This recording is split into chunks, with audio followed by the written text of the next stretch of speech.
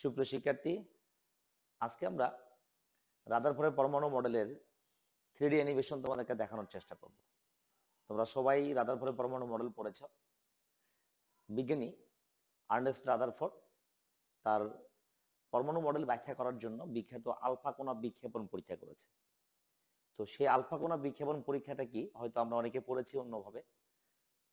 আজকে আমরা এই 3D অ্যানিমেশনের মাধ্যমে সেই আলফা কণা বিক্ষেপণ পরীক্ষার কনসেপ্টটা তোমাদেরকে ক্লিয়ার করে দেওয়ার চেষ্টা করব। তো চলো কথা না বাড়িয়ে আমরা আলফা কণা বিক্ষেপণ পরীক্ষার এই মডেলটা দেখে আসি। আর্নেস্ট রাদারফোর্ড, আমরা একটা প্রতীকী ল্যাবরেটরি দেখতে পাচ্ছি, প্রতীকী ল্যাবে বসে আছে, গবেষণা করছে। হ্যাঁ, আমরা রাদারফোর্ড এক্সপেরিমেন্ট দেখব। তাহলে রাদারফোর্ড তার আলফা কণা বিক্ষেপণ পরীক্ষা করার জন্য কি কি উপকরণ নিয়েছিলেন নিশ্চয়ই তোমাদের জানা রয়েছে। একটা পাতলা সোনার পাত, গোল্ড ফয়েল দেওয়া আছে, পাতলা, যার পুরুত্ব ছিল 4 × 10⁻⁴ সেন্টিমিটার। হ্যাঁ, এই পাতলা সোনার পাত সাথে হচ্ছে জিঙ্ক সালফাইডের আবরণযুক্ত পর্দা, এটা হচ্ছে ডিটেক্টিভ হিসেবে কাজ করছে। তো ডিটেক্ট করছে আসলে আলোটা কোন অ্যাঙ্গেল থেকে যাচ্ছে। হ্যাঁ, ঠিক এখানে আলফা কোন একটা উৎস দেওয়া আছে, তোমরা দেখতে পাচ্ছ এখানে তেজস্ক্রিয় একটা চিহ্ন, অর্থাৎ আলফা রশ্মি বের হয় তেজস্ক্রিয় রশ্মি, মানে কোনো বিকিরণ করে এই সমস্ত পদার্থ থেকে। তো তেজস্ক্রিয় রশ্মি বিকিরণ করছে, তো আলফা রশ্মি বিকিরণ করছে, এরকম একটা এলিমেন্ট এখানে রয়েছে। এখান থেকে আলফা রশ্মিটা পাস করছে। পাস করার পরে জাস্ট স্বর্ণপাতকে ভেদ করে দেখো, বেশিরভাগই আলফা কণা জিঙ্ক সালফাইড পর্দাকে আলোকিত করছে। কম সংখ্যক আলফা কণা গতিপথ থেকে সামান্য বেঁকে যাচ্ছে। খুব নগণ্য সংখ্যক আলফা কণা সোজা বিপরীত দিকে ফিরে আসছে।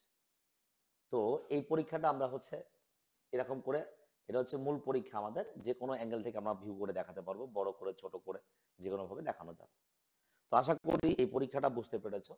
তো আমরা যদি এই পরীক্ষাটাকে হচ্ছে একটু এক্সপ্লেনেশন করি তাহলে এই বিষয়টা কেমন দেখায় সেটা একটু দেখানোর চেষ্টা করব। তো এক্সপ্লেনেশন করলে দেখো এখানে হচ্ছে মূলত আমাদের অনেকগুলো গোল্ড পরমাণু আছে, একটা নয় অনেকগুলো গোল্ড পরমাণু, যার মাঝখানে হচ্ছে নিউক্লিয়াস রয়েছে, আর নিউক্লিয়াসের চারপাশে ইলেকট্রনগুলো ঘুরছে। এই যে ছোট ছোট দেখতে পাচ্ছ তোমরা যে ইলেকট্রনগুলো ঘুরছে। তো এখান থেকে আলফা রশ্মি যাচ্ছে, সমস্ত আলফা কণা কিন্তু একই বেগে যাচ্ছে না, একই দিকে যাচ্ছে না, দিক কিন্তু পরিবর্তন করছে, সোজা দিকে যাচ্ছে, কিছু বেঁকে যাচ্ছে, কিছু পিছন দিকে ফিরে আসছে। তো বিজ্ঞানী রাদারফোর্ড তার আলফা কণা বিক্ষেপণ পরীক্ষা করার সময় এই তিনটা বিষয় তিনি হচ্ছে পর্যবেক্ষণ করেছেন, যে অধিকাংশ আলফা কণাই সোজাসুজি জিঙ্ক সালফাইড পর্দাকে আলোকিত করে। খুব কম সংখ্যক আলফা কণা তার গতিপথ থেকে সামান্য বেঁকে যায়। খুব নগণ্য সংখ্যক আলফা কণা সোজা বিপরীত দিকে ফিরে আসে। প্রায় সেই সংখ্যাটা বলছে প্রায় 20,000-এর মধ্যে একটি মাত্র আলফা কণা সোজা বিপরীত দিকে ফিরে আসে। তো আমরা এটা হচ্ছে একটা এক্সপ্লেনেশন দেখার চেষ্টা করেছি। এবার যদি আমি পার্টিকেল স্ক্যাটারিংটা দেখাই, পার্টিকেল স্ক্যাটারিংটা কেমন হবে সেটা একটু দেখি। সবাই দেখো পার্টিকেল স্ক্যাটারিংটা কেমন হচ্ছে। জাস্ট এটা একটা নিউক্লিয়াস, প্রোটন এবং নিউট্রন রয়েছে। আলফা রশ্মি তোমরা জানো দ্বিধনাত্মক চার্জযুক্ত, দ্বিধনাত্মক চার্জযুক্ত আলফা রশ্মিটাকে এখানে দেওয়া হচ্ছে। অনেকগুলো আলফা কণা কি হচ্ছে, এটা পুরোটা ধরো একটা পরমাণুর নিউক্লিয়াসটাকে মানে দেখানো হচ্ছে, পরমাণুর চারপাশে কক্ষপথগুলোকে ওরকম করে দেখানো হয়নি, বাট নিউক্লিয়ার ইলেকট্রনগুলো জাস্ট চারপাশে হয়তো ছিল, যেটা আমরা পূর্বের চিত্র দেখেছি। তো এখানে দেখো অনেক আলফা কণা কিন্তু সোজাসুজি চলে যাচ্ছে, দেন বেঁকে যাচ্ছে, কিছু বেঁকে যাচ্ছে। খুব নগণ্য সংখ্যক আলফা কণা কি হবে, সোজা বিপরীত দিকে ফিরে আসবে। যেটা একদম নগণ্য সেটা দেখতে গেলে আমাকে একটু হয়তো সময় ব্যয় করতে হবে। অনেকক্ষণ দেখার পরে অনেকগুলো আলফা রশ্মি বের হয়ে যাওয়ার পরে 20,000-এর মধ্যে একটা যেহেতু বিপরীত দিকে ফিরে আসে, তো এটা দেখতে গেলে অনেকক্ষণ পর্যন্ত হয়তো এই ভিডিওটা আমাদের দেখা লাগতে পারে। যাই হোক, আশা করি বুঝতে পেরেছো। আমি তোমাদেরকে বলবো, যারা এরকম করে 3D অ্যানিমেশনের মাধ্যমে সমস্ত বিষয় ক্লিয়ার কনসেপ্ট ভাবে দেখতে চাও এবং বুঝতে চাও, তাহলে সবাই আমাদের প্রতিষ্ঠানে চলে আসো।